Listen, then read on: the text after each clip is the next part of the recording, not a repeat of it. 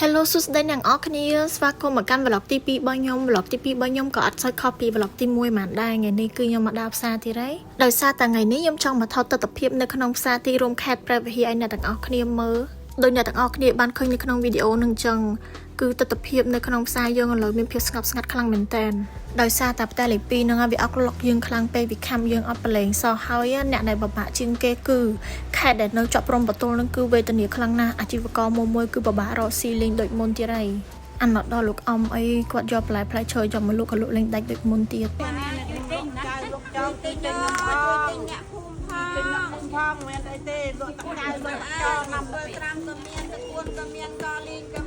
ដោយអ្នកទាំងអស់គ្នាបានឃើញមុននឹងចឹងមុននឹងខ្ញុំថតគឺខ្ញុំសុំការអនុញ្ញាតចេញពីគាត់ហើយពួកគាត់បានឃើញខ្ញុំថតវីដេអូអញ្ចឹងក៏គាត់បានលើកហើយក៏គាត់បាននិយាយអញ្ចឹងពេលដែលខ្ញុំឮហើយនិយាយមែនខ្ញុំក្តុកក្តួលខ្លាំងណាស់ដោយសារតែឥឡូវពួកគាត់លក់លេងដាច់ដូចមុនទៀតហើយអាជីវករមួយឥឡូវគាត់ត្អូញតែគ្រប់គ្នាហើយរបស់ដែលគាត់យកមកលក់ភាគច្រើនសុទ្ធតែ organic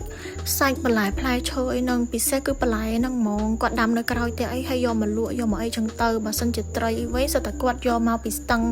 រកបានខ្លួនឯងហើយយកមកលក់នៅផ្សារជាពិសេសទៀតខ្ញុំឆ្លៃអត្តចរិតពួកគាត់សម្ដីសម្ដៅរបស់ពួកគាត់មានសុជីវធម៌មែនតើមួយមកពោះសាក់មើលនេះព្រាមហៀមទៀងមើលបំទិញទៅ10ឆ្នាំជាងហើយអូនតាំងពីសាចាត់រហូតដល់សាថ្មីយើងមិនដែលលក់វាថាទេណាវាអត់ទៀងទាត់ណាយើងជួនបើត្រីគូថ្លៃក៏យើងអាសារបស់ញ៉ាំបែបខ្មែរហ្នឹងមានច្រើនណាស់សូម្បីតែនំខ្មែរបង្អែមខ្មែរហ្នឹងសិតតែពួកគាត់ធ្វើខ្លួនឯងយកមកលក់អានេះទស្សនវិជ្ជាមកជ្រុងទៀតគឺគេមានលក់កៅអៅមានលក់សម្ភារៈមានអីចឹងទៅ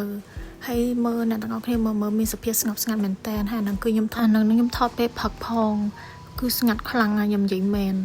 ចាំវគ្គក្រោយចាំខ្ញុំថតសកម្មភាពជូនអ្នកទាំងអស់គ្នាមើលទៀតណាបាយ